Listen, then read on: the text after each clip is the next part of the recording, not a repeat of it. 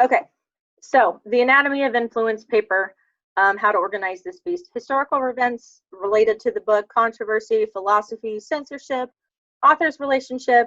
It says how my character's demographics might relate to people. So maybe this was one of the first books that really talked to children or had a child protagonist, right? Maybe it was about Southerners, maybe it was about farmers, and that was all really significant.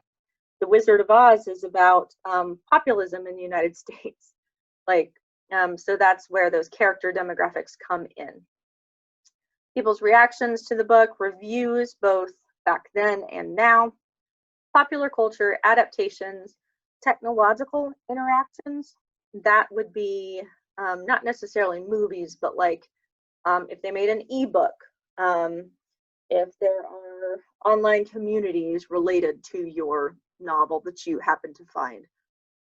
And lastly, the impact my book had on the country.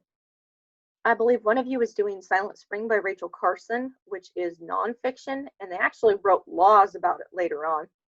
Howl by Allen Ginsberg also did that. So you'll rank these, and the top 3 areas that have the most information on, or the stuff that you like the best, are going to be your thesis, okay? So if there's a section you found a lot on, but it's not listed, use it, just add it. So this is how your thesis will work. The book, The Great Gatsby, and I should let you know that titles are always italicized for this, had an impact on American culture through popular, well, and you'll have to decide what you want to do in it, through the history of the Roaring Twenties, as told by Fitzgerald. So that would be my history one, if that was one of my main ones. The reactions people had to the novel, book in 1925 and now. That might be my second one. And the many movies and adaptations of Gatsby that have been created since its publication.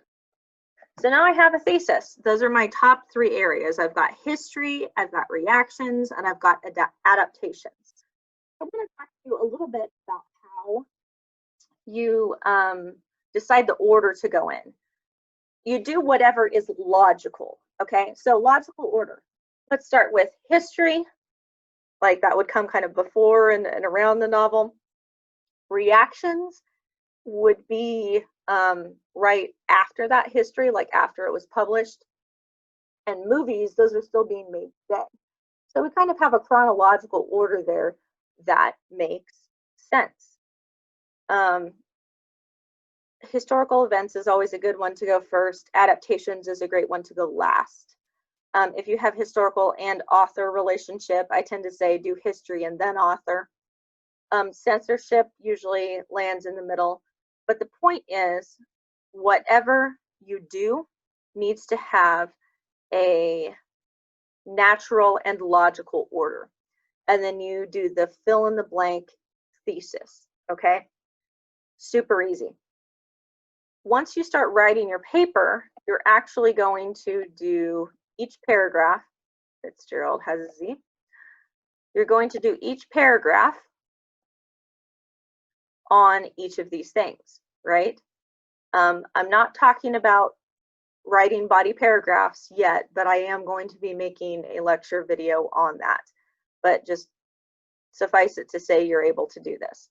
If you have a lot of information and you would like to do 4 points, this is a great idea. I recommend it. If you've got 4 points that you're happy with, you can do 4. Your concluding statement you won't write till a lot later, but ultimately it changed the country because.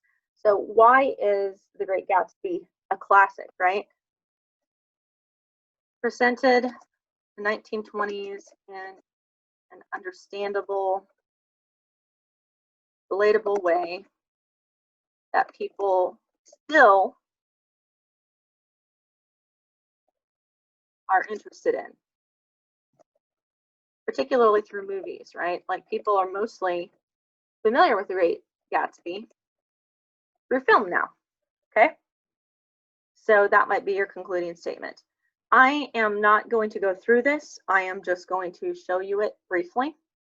But for you, what you can now do after you have completed all of your research is you can do the intro, which will include a quick summary of the book, main characters, when it was written, a general idea of its importance. If you have something personal you can connect to the book, that is a great idea.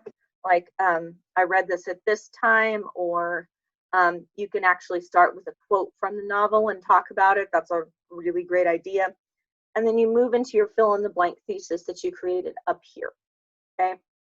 Feel free to use that fill in the blank thesis, but make sure you are adapting it to your own needs.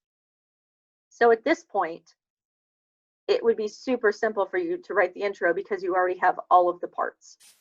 You've got the summary. You've got a possible quote from the novel, or maybe you have a quote from a source that you're not going to end up using. When it was written, why it was important. Transition then into the thesis, okay? So that's where I'm going to leave you. I'm actually going to stop